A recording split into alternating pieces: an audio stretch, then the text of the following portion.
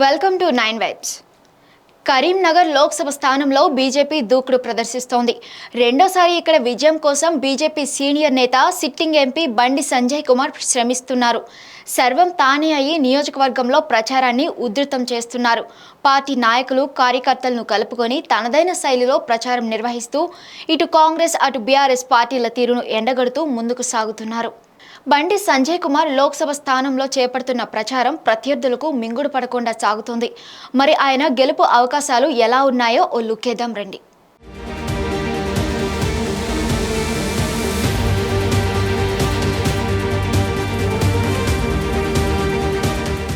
2019 లోక్సభ ఎన్నికల్లో తొలిసారిగా లోక్సభకు పోటీ చేసి గెలుపొందిన బండి సంజయ్ 5 ఏళ్లు తిరిగేసరికి రాష్ట్రంలోనే ముఖ్య నేతగా గుర్తింపు పొందారు.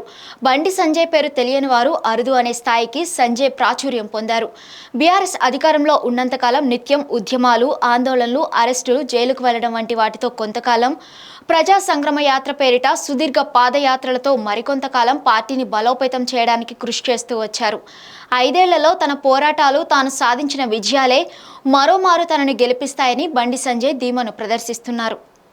బీఆర్ఎస్ అభ్యర్థి వినోద్ కుమార్ కు మద్దతుగా పార్టీ ముఖ్య నేతలు కేసీఆర్, కేటీఆర్, హరీష్ రావు, ఇతర ఎమ్మెల్యేలు ప్రచార బాధ్యతలు చేపట్టగా, కాంగ్రెస్ అభ్యర్థి వెలిచాల రాజేంద్రరావుకు మద్దతుగా మంత్రి పొన్నం ప్రభాకర్, ఎమ్మెల్యేలు ఆది శ్రీనివాస్, కవ్వంపల్లి శ్రీనివాస్, మేడిపల్లి సత్యం నియోజకవర్గ ఇన్ఛార్జీలు బాధ్యతలు తీసుకున్నారు.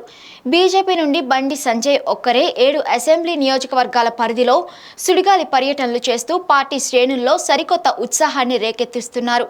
కేవలం 2 వారాల వ్యవధి మాత్రమే ఉన్నందున 7 సెగ్మెంట్లలో బండి సంజయ్ వ్యూహాత్మకంగా ప్రచారాన్ని వినూత్న శైలిలో కొనసాగిస్తున్నారు.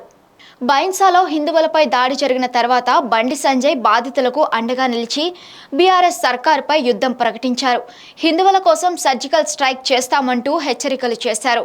కరీంనగర్ ఎంపీగా గెలుపొందిన తర్వాత బండి సంజయ్ కుమార్ రాజకీయంగా పార్టీ రాష్ట్ర అధ్యక్ష బాధ్యతలు తీసుకునే నాటికి డీలా పడి ఉన్న బీజేపీలో కొత్త ఉత్సాహాన్ని నింపింది బండి సంజయ్ మాత్రమేనని ఆయన వ్యతిరేకులు కూడా నిస్సంకోచంగా అంగీకరిస్తారు.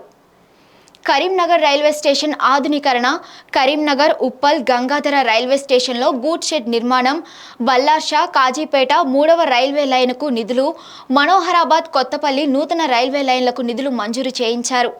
సిఐఆర్ఎఫ్ కింద 16 రోడ్ల పనులకు 1326.5 కోట్ల నిధులతో 206.9 కిలోమీటర్ల నిర్మాణం చేపట్టారు.